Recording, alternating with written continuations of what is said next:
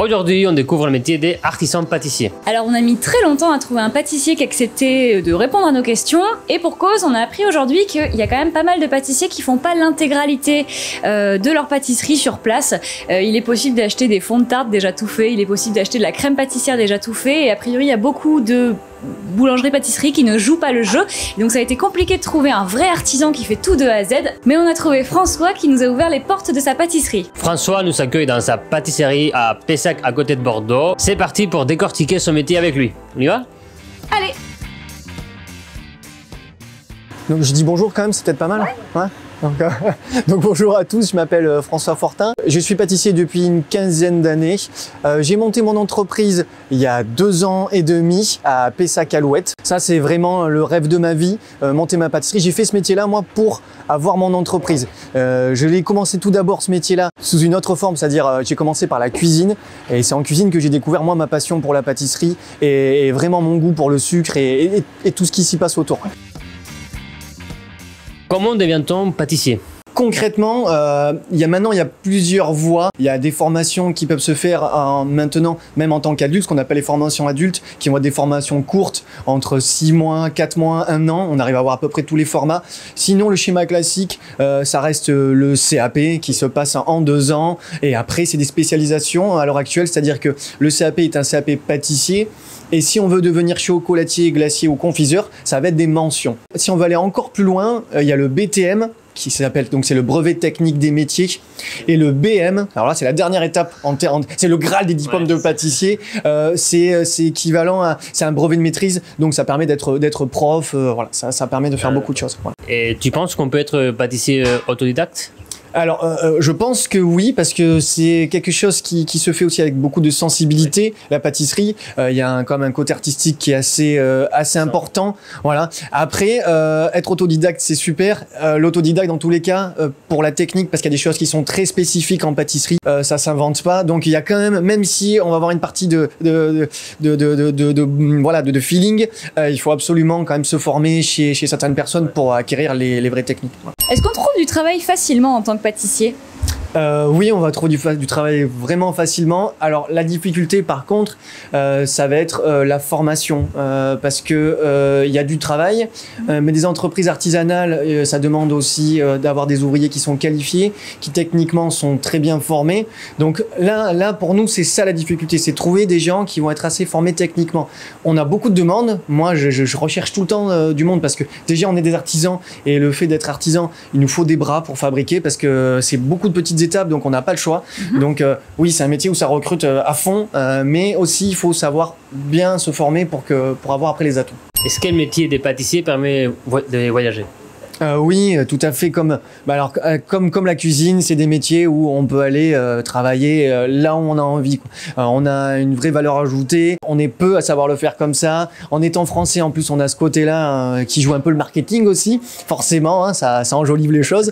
Et puis non, on peut vraiment aller bosser là où on a envie, quoi. Honnêtement, partout. Et après, selon toi, c'est quoi l'autre pays? Bon, c'est pas l'Espagne, mais qui peut rivaliser un peu la France au niveau de la pâtisserie? Alors, celle qui rivalise pour moi, et vraiment sans trop y réfléchir, ça va être le Japon, parce qu'ils ont déjà une culture qui se rapproche de la nôtre, une culture culinaire, une culture du goût, du beau. Enfin, il y a beaucoup de choses sur lesquelles on va se rapprocher. Donc, pour moi, c'est la nation qui nous ressemble le plus. Et d'ailleurs, c'est un endroit où moi, je rêverais d'aller pour voir un peu tout ce qui s'y passe. Moi, je suis allé, c'est très joli. Ah, il m'étonne, il y en a qui ont de la chance. Combien ça gagne un pâtissier? Alors, c'est forcément variable selon l'expérience. En moyenne, un pâtissier qui va être qualifié est payé assez rapidement, correctement, on va dire aux alentours de entre 1500 et 1600 euros net. Un très bon ouvrier peut gagner jusqu'à 2500 euros net sans trop de problèmes en pâtisserie, parce qu'on a vraiment besoin d'avoir des gens qualifiés et que c'est quand même un sacré avantage d'avoir des personnes comme ça. Donc, ils sont souvent très bien payés. Voilà, après, en tant que patron, ça peut être très variable. Voilà. Au démarrage, on gagne pas grand-chose. Après, on espère qu'on gagnera plus, en tout cas, voilà.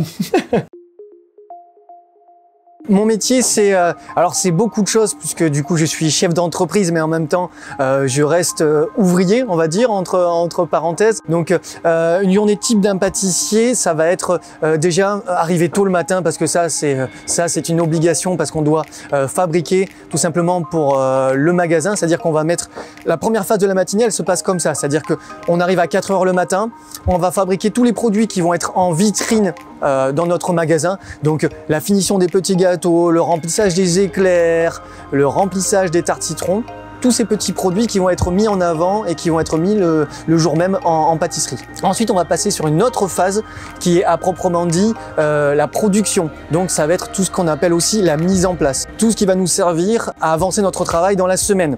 On fabrique des choses au jour le jour, bien évidemment, mais il y a des choses qu'on anticipe. Vous pouvez bien imaginer que le jour de Noël, si on me dit j'ai 500 commandes et que je dois fabriquer tout le jour même toutes mes bûches, ça reste un peu compliqué. Tout ce qui va être biscuits, tout ce qui va être les confitures, etc.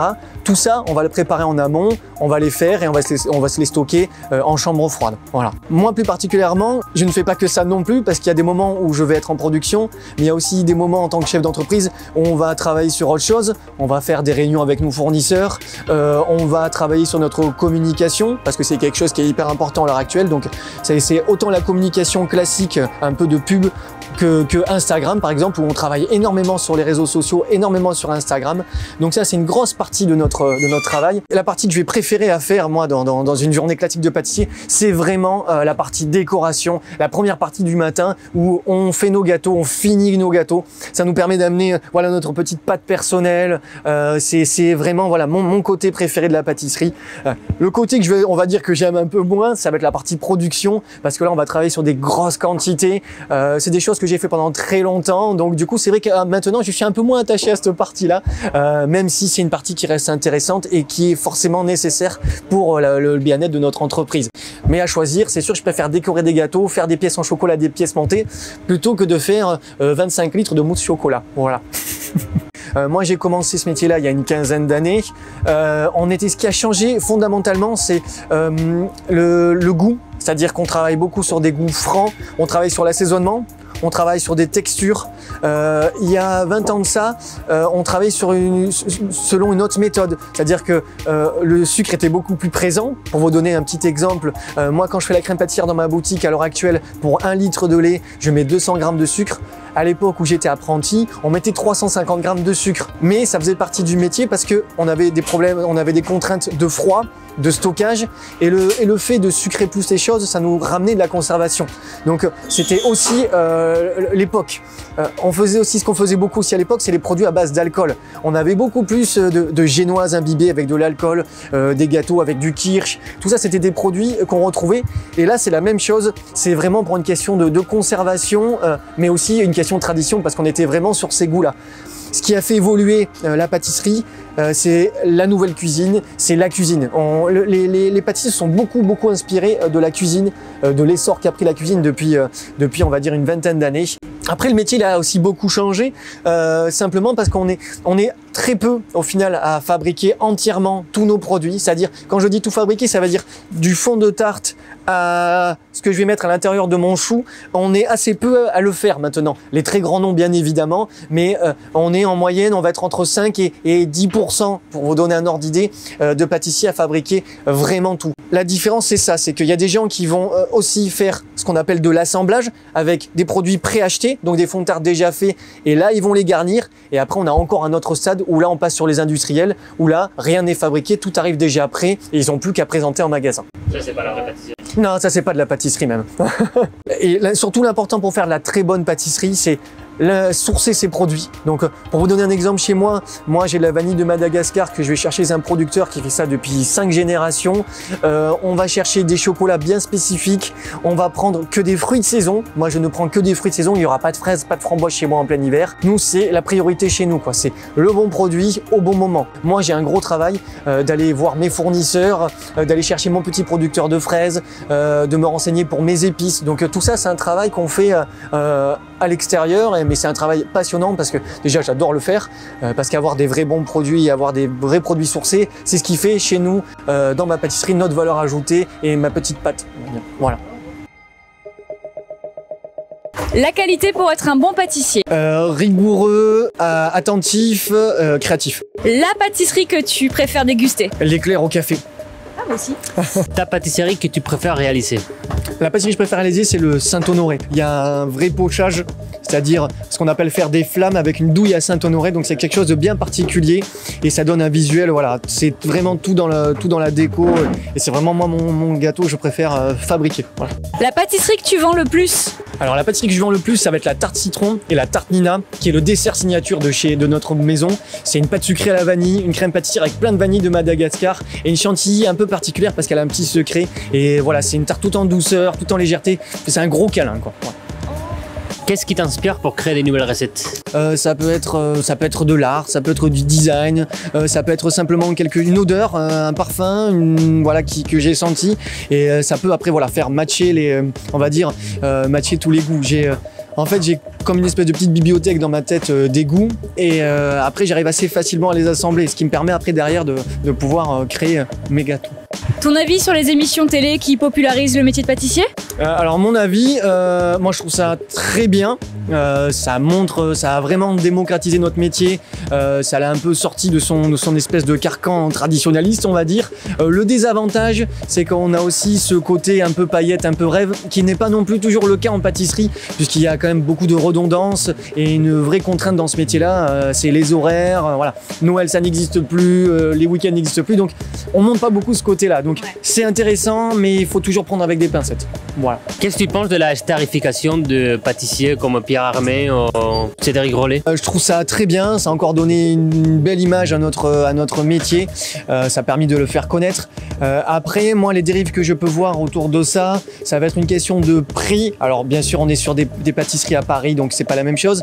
Mais moi, j'ai plutôt une philosophie de la pâtisserie. Pour moi, c'est quelque chose de régressif, de familial, qu'on partage avec les amis, les copains. Donc, je suis pas tout à fait dans cette démarche-là. Donc, après, chacun a sa vision du métier, mais voilà, ça a donné des très bons côtés, mais ça a aussi certains côtés qui sont un peu plus compliqués. Un pain au chocolat à 15 €. Pour moi, c'est juste, voilà, c'est pas normal. Mais après, hein, chacun fait comme il veut. C'est pas normal de dire pain au chocolat de base, tu vois. Chocolatine, excuse-moi, chocolatine. Moi j'ai pas d'objection sur ça, hein. Tant qu'ils viennent dans mon magasin. Voilà, moi ça marche tout pareil. Voilà, la vidéo est terminée. On a découvert un métier avec François qui est un métier passionnant mais qui a aussi des vraies contraintes. C'est clair, c'est un métier passion avant tout. Si la vidéo vous a plu, en plus d'en parler autour de vous pour nous aider, vous pourrez également découvrir sur notre chaîne la vidéo boulanger ainsi que la vidéo chef cuisinier. Comme ça, vous avez un petit peu tout le spectre des métiers de bouche. On vous quitte, mais nous on n'a pas fini. On va essayer de réaliser avec François un Pessac pistache. Ouais. Vous pouvez regarder ça dans la deuxième vidéo, dans le vlogging, que Naya, qui est derrière la caméra, va réaliser. Allez, on y va? C'est parti. Allez, on y va.